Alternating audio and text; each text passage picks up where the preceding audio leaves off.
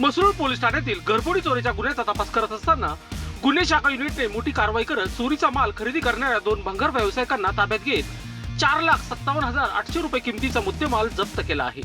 या कारवाईत तांबे पितळेची भांडी आणि 98 किलो कॉपर वायर हस्तगत करण्यात आली असून 2 घरफोडीचे गुन्हे उघडकीस झाले आहेत।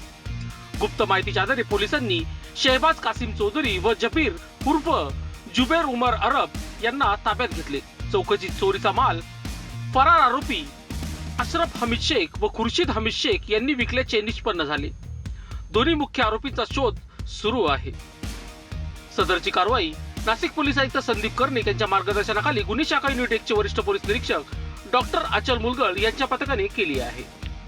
लोकशास्त्र न्यूज साठी बंटी आडाव, नाशिक। लोकांनी लोकांसाठी उचललेले अस्त्र म्हणजेच लोकशास्त्र न्यूज।